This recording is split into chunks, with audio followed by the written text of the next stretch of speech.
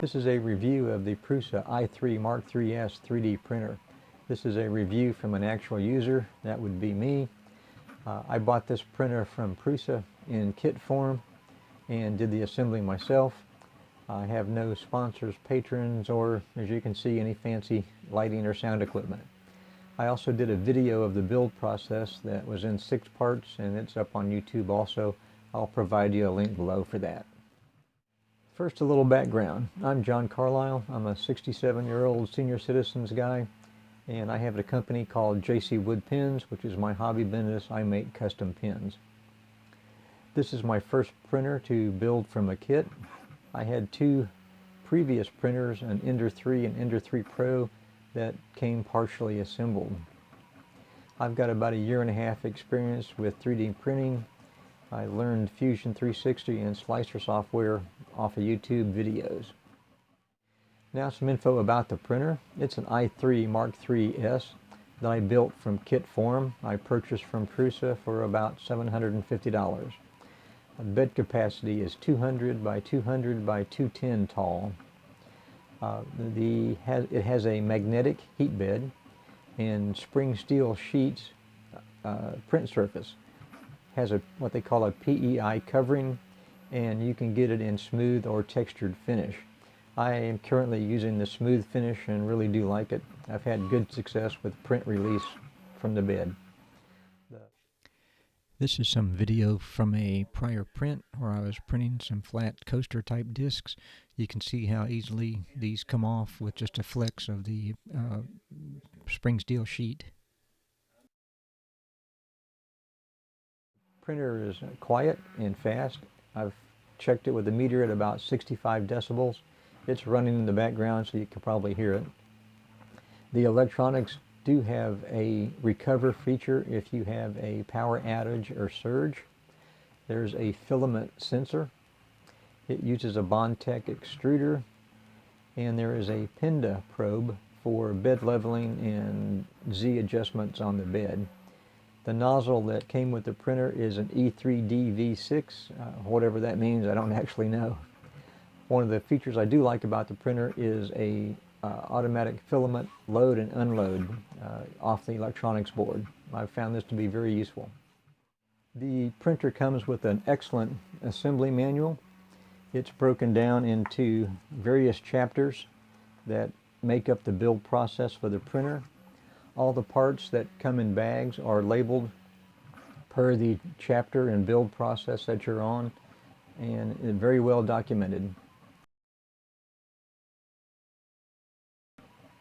I spent about 9.5 hours over 2 days building the printer from kit form, which is something I'd never done before. I did start off on a very good flat surface, which is recommended in the manual. I did make a mistake on one of the assemblies. I over-tightened a screw and broke apart. This was documented in the manual and with a warning not to do so, but I managed to do it anyway. I contacted customer service. They sent me out a replacement part the same day. I offered to pay for the part and the shipping, but they shipped free of charge. So great work there, customer service. I'm currently using the Prusa slicer. I was previously using Ultimaker Cura, but I like the Prusa slicer a little bit better. One of the features in the new version is that you can stop a print to change filament for a different color. So you can use multicolor steps and get for your print. Most of my prints are currently using PLA.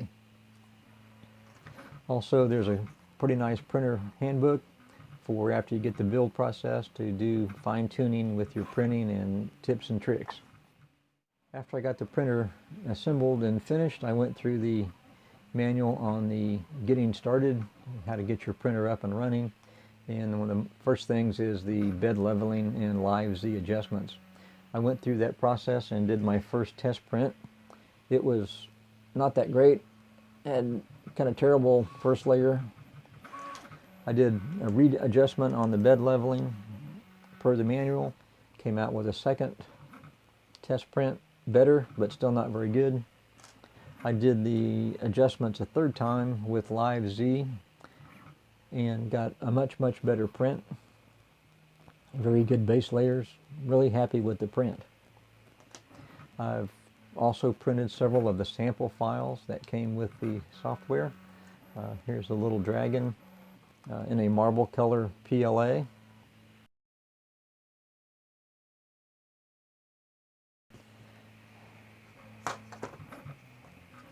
Here's the castle.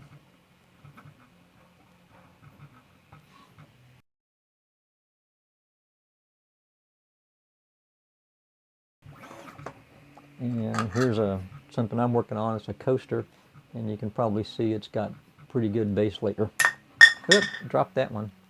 Anyway, I've probably done 100 plus prints since the initial first 3 test prints. I've made no additional adjustments to the printer at all as far as live Z or bed leveling. I'm getting really good base layers, very little stringing, and really happy with the print quality. Well, in summary, do I recommend the printer? Would I buy the printer? Yes, I do recommend the printer, and if I had funds right now, I would certainly buy another Prusa i3 MK3, and I would probably do it in kit form again just to build it so you become familiar with all the parts, operation, and steps in going with this printer. I'm confident in my prints. I don't mind leaving my little small storage area here where the printer is and leave the printer running. It's been doing good so far, and again, I would recommend this printer. Again, this is John Carlisle. I have JC Wood Pens. Thanks for watching.